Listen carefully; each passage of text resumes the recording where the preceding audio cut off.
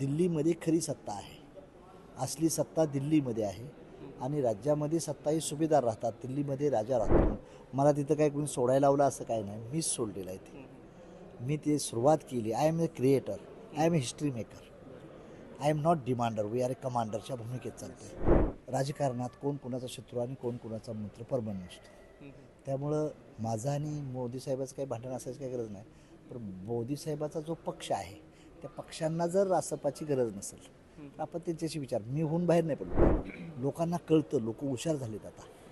आपला आपला जरी समाजाचा माणूस त्या पक्षात असेल तर त्या पक्षाचा हुकुमरान मालक कोण आहे हे समजत नाही. ज्यावेळेस समजते त्यावेळेस ती जनता मायामागेच राहणार जास्त, असा मला भरोसा आहे. नमस्कार, सध्या मी दिल्ली या ठिकाणी आहे आणि दिल्लीमध्ये महाराष्ट्र सदनामधून मी तुम्हाला बोलतोय.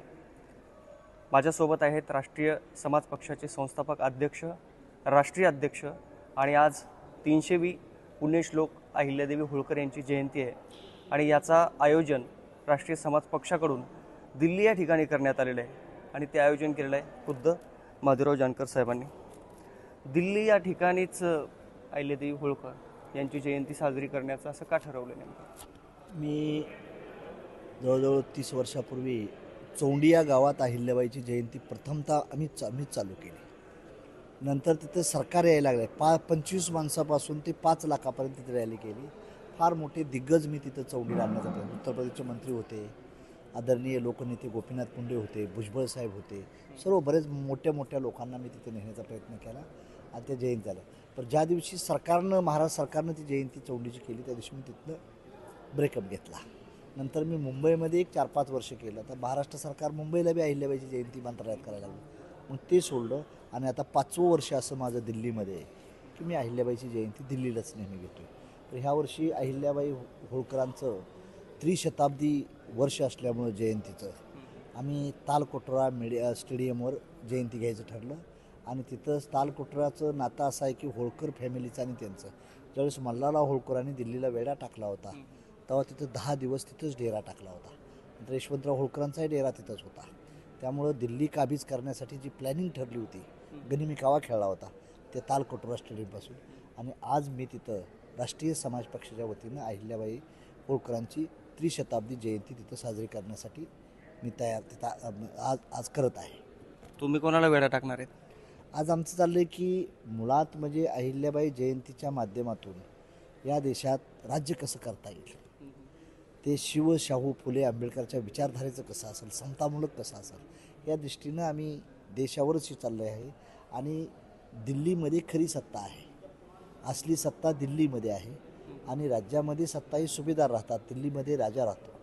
मग राज्यकारभार जर करायचा असेल आपल्याला तर दिल्लीवरूनच अहिल्या होळकरच्या विचाराचा राज्यकारभार हाकता यावा म्हणून मी आज अहिल्यादेवींची जयंती तालकोटरला घ्यायचं ठरवलेलं आहे. तुम्ही आताच बोलताना असं सांगितलं की तुम्ही चौंडीला जयंती साजरी करायची, त्यानंतर मुंबईला करायची. मात्र आता चौंडीच्या जयंतीपासून तुम्हीच दूर जाताना दिसतायत किंवा दूर तुम्हाला केलं गेलं तिथून? नाही, मी स्वतःहूनच ते सोडलेलं आहे. कारण अहिल्याबाईचं होळकरांचं विचार त्याच्या गावातच ठेवायचं नाहीत, नुसतं राज्याच्या राजधानीत नाही ठेवायचं, तर देशाच्या राजधानीत तिचा विचार केला पाहिजे. या भूमिकेतून मला तिथं काय कोणी सोडायला लावलं असं काय नाही, मीच सोडलेलं आहे ते. मी ते सुरुवात केली. I am a creator, I am a history maker, I am not demander, we are a कमांडरच्या भूमिकेत चालतो आहे. आणि मी कुठल्या पक्षाचा कार्यकर्ता नाही, तर स्वतःच क्रिएशन केलेला पार्टीचा एक अध्यक्ष आहे. त्यामुळं मीच तिथली जयंती सोडली आणि जयंती त्यांनी जे करतात राज्य सरकार करत असताना आपण इंटरफेअर काय करायचं नाही, त्यांचं स्वागत आहे. तुम्ही जिथं जाता तिथं सरकार तुमच्या पाठीमागे येतं आणि तुम्ही ज्या ठिकाणी जयंती करता त्या ठिकाणी जयंती साजरी होते. आता असं तुम्हाला वाटतंय का इथं आता तालकटोरा मैदानावर तुम्ही जयंती साजरी करता दिल्लीत, इथे सुद्धा सरकारच्या पक्षाने यावं किंवा सरकारने यावं असं वाटतंय? माझं तुम्हाला एक एक्झाम्पल सांगतो. चौंडीला मी जयंती चालू केली, सरकार आलं. मी भिवडीला उमाजी नायकाची जयंती चालू केली, सरकार आलं. मी कटगुणला महात्मा फुलेंची जयंती चालू केली, तिथं सरकार आलं. वडूला आम्ही संभाजीराजेंची जयंती चालू केली, तिथं वडूला सरकार आलं. जिथे सरकार येते तिथं आम्ही सोडून. एवढंच नाही तर कर्नाटक राज्यामध्ये संगोळरायण्याच्या गावात काही देखील नव्हतं. तिथं मी ज्यावेळी सुरुवात केली तेव्हा तिथं काही नव्हतं. तर आज जवळजवळ 4-5 हजार कोटीची कामं चालली आहेत संगोळरायण्याची. ते सरकार आलं त्यामुळे तिथे वेळ लागले. जिथं आम्ही पाऊल ठेवतो तिथं सरकार येतं आणि सरकार येते तिथं आमचं काम संपतं आहे. सरकारच करते ते स्वागत आहे, कुठलेही सरकार असू दे त्यांचं आम्ही अभिनंदन करू. आणि आज आम्हाला अहिल्याबाई होळकरांची जयंती तो बहाना आहे. दिल्ली के ऊपर राज करना तो राष्ट्रीय समाज पार्टी का निशाणा आहे, हे माझा मतलब आहे. म्हणजे आम्ही चोरून जाऊन हे काही करणार नाही, आम्हाला राजकारणच करायचं आहे. आणि अहिल्याबाईचं, शिवाजीचं, बाबासाहेबाचं, महात्मा फुल्यांचं, शाहू महाराज विचार कसं अडॉप्ट करता येईल, जनतेत कसं दाखवता येतील, हे युवकांचं, महिलांच्या हिताचं आम्ही काम करण्याचा त्या माध्यमातून प्रयत्न करणार आहे. पंतप्रधान नरेंद्र मोदी यांनी एका भाषणात असं म्हटले होते की महादेवराव जानकर हे माझे छोटे भाऊ आहेत. असं काय बिनसलं तुमच्यात आता की तुम्ही दुरावा केलाय भाजपसोबत? ते आहेत ना, देशाचे पंतप्रधानमंत्री आहेत, भाऊ भाऊ चांगलं आहे त्यांचं, ते मोठेपणच आहे त्यांचं, नाही मला म्हणले होते ते. परंतु राजकीयदृष्ट्या काय असतं, राजकारणात कोण कुणाचा शत्रू आणि कोण कुणाचा मित्र परमनंट नसतो. त्यामुळं माझं आणि मोदी साहेबाचं काही भांडण असायची काही गरज नाही. पण मोदी साहेबाचा जो पक्ष आहे त्या पक्षांना जर रासपाची गरज नसेल तर आपण त्यांच्याशी विचार, मी होऊन बाहेर नाही पडलो, ते निघूनच आम्हाला विधानसभेला जागा दिलेल्या नव्हत्या, त्यामुळे आम्ही आमचा निर्णय आम्ही घेतला. त्यामुळे आता अधिकृतरित्या एनडीएच्या बाहेर पडलेत असं म्हणायला हरकत नाही. आजच नाही, मी विधानसभेच्या वेळेसच बाहेर पडलोय, आत्ताच नाही. अधिकृत आम्ही विधानसभेच्या अगोदरच पडलोय बाहेर. त्यामुळे विधानसभेला त्यांनी आम्हाला जागा दिली नाही, तिथूनच आम्ही त्यांचं आमचं नाही एनडीएमध्ये नाही, ऑलरेडी नाही आम्ही एनडीए. देवेंद्र फडणवीसांसोबत तुमचं शेवटचं बोलणं कधी झालं होतं आणि काय झालं होतं? नाही, लोकसभेच्या वेळेसच झालं होतं, परत नव्हतं झालं. लोकसभेच्या नंतर नाही मार्जन त्यांचं काय काय झालं होतं? काय नाही. आपले ते भाऊ म्हणले होते आम्ही परभणी दृष्टीनं तुम्ही यावं, शिंदेसाहेब अजितदादाच्या कोट्यातली मला जागा दिली होती, त्यावेळी चर्चा झाली, परत काय चर्चा नाही. तुम्हाला खासदार करणार होते भाजपवाले, त्याचं काय? नाही, त्याच्याबद्दल मी काही बोललोच नाही त्यांना. तो त्यांच्या पक्षाचा अजेंडा असतो ना, आपण तसल्या गोष्टीत बोलणं नाही. आणि मला we are not demander, we are a commander. आम्ही सन्मानाने जगणारी माणसं आहे, आम्ही भीक मागून असं हे करणार नाही, असं येतो ना. आम्ही त्यांच्याबद्दल हे नाही, खासदार करू न करू त्यांचा भाग वेगळा आहे, त्यांचा पक्ष आहे, त्यामुळे आपण त्याच्याबद्दल नाराज बी नाही. आम्ही आमच्या ताकद आहे ना तर आपल्या हिमतीवर आपण बनवण्याचा प्रयत्न करू. तुम्हाला असं वाटतं का बरं, परभणी लोकसभेला तुम्ही निवडणूक लढवली ही तुमची चूक होती? बिलकुल नाही, त्यावेळेची सिच्युएशन असते, म्हणजे बिलकुल चूक म्हणता येत नाही. त्यावेळेस दलित बांधव म्हणायचे की घटना बदलणार आहे, मुस्लिम बांधव म्हणायचे की आम्हाला हे नको आहे, याचा परिणाम झाला. तर त्यावेळेस माझी जमिनी मी 16 दिवसात जाऊन मला 4.25 लाख वोट मिळाले. माझ्या तिथं ओबीसी बांधवांनी, काही माझ्यावर जे BJPचे वोटर्स होते त्यांनी मला मदत केली. त्यामुळे काही बी तिथं नाही राजकारणात पडझड होत असते. मी लोकसभा नांदेड पहिली लढवली, नंतर सांगली लढवली, माढा लढवली, बारामती लढवली आणि परभणी लढवली.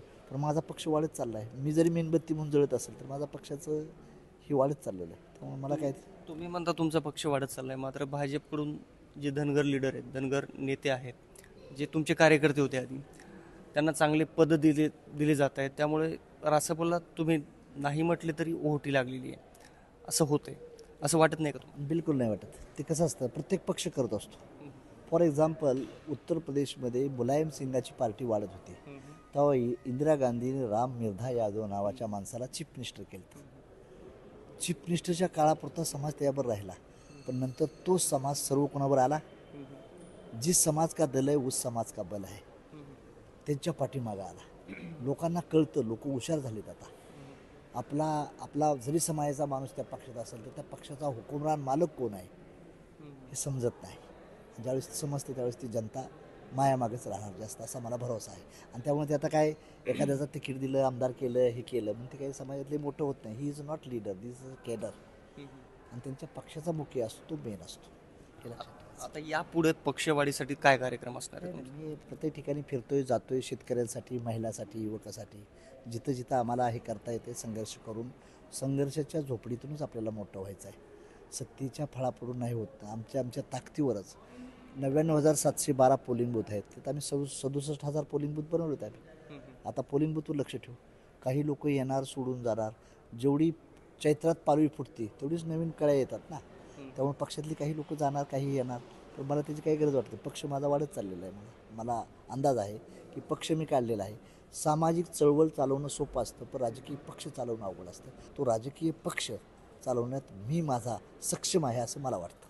आजचा कार्यक्रम मोठा आहे, म्हणजे सर्व महाराष्ट्राचं या कार्यक्रमाकडे लक्ष लागलेलं आहे. कोण कोण येणार आहे कार्यक्रमाला? आज मला तरी राहुल गांधींनी शब्द दिला आहे, मी येतो. पवार साहेबांनी शब्द दिला आहे. अखिलेशने दिला होता, पण अखिलेशचं काय झालं, फॉरेनला असल्यामुळे त्यांची डिंपल किंवा भाऊ कोणतरी येईल बनले होते. आणि स्टॅलिनला आणि ह्याचा तेजस्वीचा फोन आज आला. तेजस्वी म्हटली माझं प्रोग्राम असतो साहेब, मला येता येणार नाही, एवढं फक्त त्यांनी सांगितलं. हे दोघांचं तिने मला सांगितलं येतो म्हणून. आता कोण येतं आहे आत्ता मी काही सांगणार नाही, मी तुम्ही परत म्हणणार. म्हणजे आता मी माझं कर्तव्य होतं, मी त्यांना इन्व्हिटेशन दिलेलं आहे. माझ्या माहितीप्रमाणे राहुलजी वगैरे येतील, प्रॉब्लेम नाही. एवढा मोठा कार्यक्रम, या कार्यक्रमामध्ये तुम्ही शरद पवारांना का घेतलं नाही नियोजनामध्ये? पवारसाहेबांना निमंत्रण दिले ना. नियोजनामध्ये घेतलं का त्यांना? नियोजनात वगैरे काय नाही, नियोजनात कुणाच घेतलं नव्हतं. नियोजनात रासपाच नियोजन करते ना. हा रासपाच करते, त्यामुळे तेच काय प्रश्न. आपण त्यांना सन्मानानं मी त्यांना निमंत्रण दिलं, पवारसाहेबाला दिलं आहे, परत राहुलजीला दिलं, सर्वांना दिलेलं आहे. आता ते आणि अखिलेशला बी दिलं आहे, स्टॅलिनला दिलं आहे, तेजस्वी यादवला दिलं तर ह्यांना दिलं आहे असं. त्यामुळं मी काय केलं, त्यांना होकार असेल तर तुमचं नाव टाकतो, त्यांनी होकार दिला होता. मी तसं होऊन कोणाला हे करत नाही किंवा हे त्यांचा फोटोचा वापर करून असं आहे तुम्ही. पण ते अखिलेश यादवचा फोन आला की मी फॉरेनला आहे म्हणले, डिंपल किंवा मी धर्मेंद्रला पाठवतो जानकर साहेब सॉरी असं ते बोलले मला स्वतः. आज काही या कार्यक्रमातून मोठी घोषणा करणार का? काही नाही कुठे, अहिल्याबाईची जयंतीच्या माध्यमातून आणि जयंतीच्या माध्यमातून आमची दोस्ती वाढत जायला तिथून पुढं राहुलजीची आमची. राहुल गांधी यांच्याशी काही बोलणं झालं आहे का तुमचं? राहुल गांधी पॉलिटिकली बात नाही झालेली. ते काय म्हणले डायरेक्टली मी कॉन्टॅक्ट माझ्याशीच करा, आपण हे करून आमचे महाराष्ट्राचे अध्यक्ष सपकाळ साहेब आहे त्यांच्याशी राहावा, आपण बसत जाऊ, बोलत जाऊ. आता तुमची सपकाळ जे हर्षवर्धन सपकाळ प्रदेशाध्यक्ष आहेत महाराष्ट्राचे, त्यांच्यासोबत तुमची भेट झाली, बोलणं झालं, काही झाले का देवाणघेवाण, काही नाही वाटाघाटी काही? नाही अजून तसली वाटाघाटी नाही. आज जयंतीला प्रोग्रामला ते राहुलजीला घेऊन येणार आहेत. म्हणजे निमंत्रित आहेत ते? निमंत्रित आहे, त्यांना निमंत्रित बोललो, बाकी काही नाही. अजून ह्याची पॉलिटिकली आपली अलायन्सची वगैरे चर्चा तसली काही नाही. आम्ही स्वतंत्र राष्ट्रपतीच्या दृष्टीने तयारी करतोय. त्यांनी सन्मानपूर्वक जागा दिल्या, त्यांनी हे केलं तर आम्ही त्यांचं वेलकम, म्हणजे आपलं राष्ट्रपती त्यांच्यावर जाऊ शकते, तसं काय प्रॉब्लेम नाही.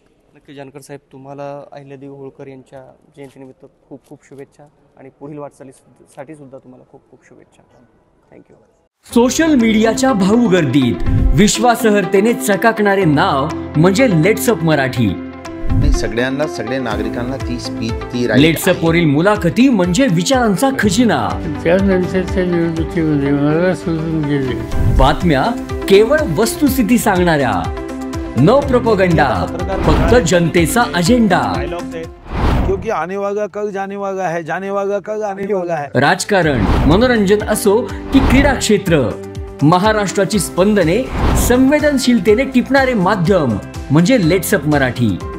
जगासोबत एक पाऊल पुढे राहण्यासाठी लेट्सअपचे ॲप, सोशल मीडिया आणि वेबसाईट सोबत कनेक्टेड रहा.